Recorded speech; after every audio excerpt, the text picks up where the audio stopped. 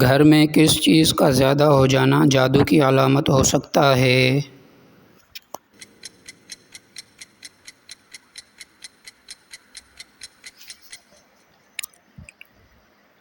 مکھیوں، چھپکلیوں یا چونچوں کا زیادہ ہو جانا۔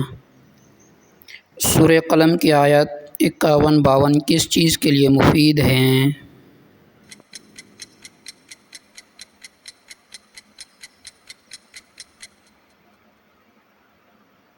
نظر بد کے لیے۔ کیا پیاز اور لہسن شیطانی اثرات سے بچاتے ہیں؟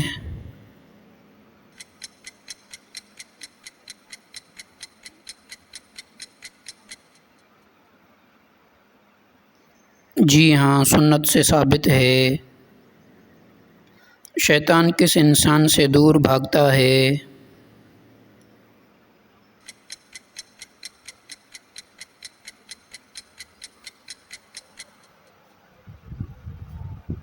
جو باوضو رہتا ہے اور نماز پڑھتا ہے۔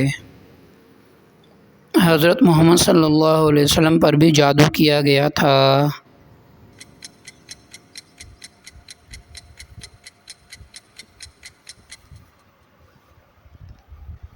جی ہاں، ہوا تھا۔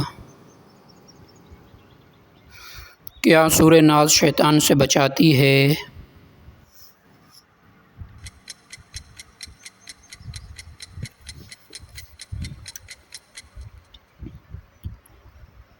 جی ہاں۔ دوستو، اب جو سوال آ رہا ہے اس کا جواب آپ کامنٹ میں دینا۔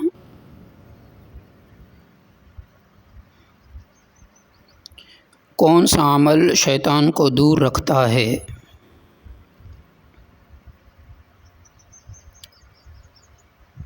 کیا جادو کا اثر نیند میں آ سکتا ہے؟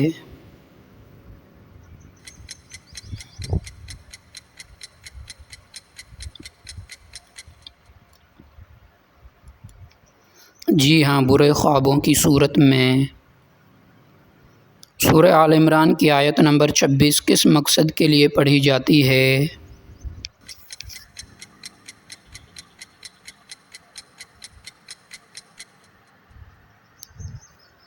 جادو اور بندش کے خاتمے کے لیے۔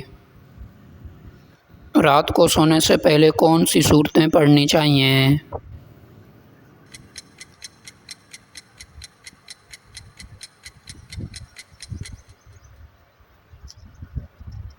سورہ اخلاص، فلق، ناس، آیت الکرسی۔ اسلام میں جادوگر کا کیا حکم ہے؟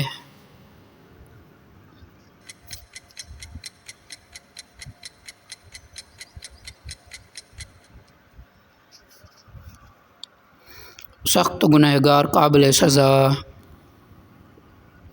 کون سی صورت دل کو طاقت دیتی ہے؟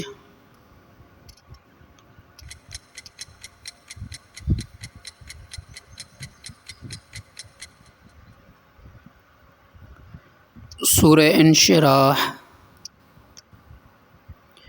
سورہ فاتحہ کو کیا لقب دیا گیا ہے؟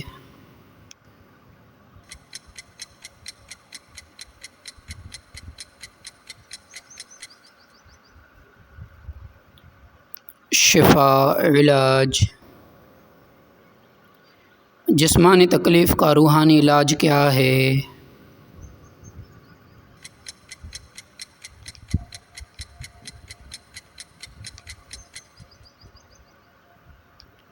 دم اور قرآن۔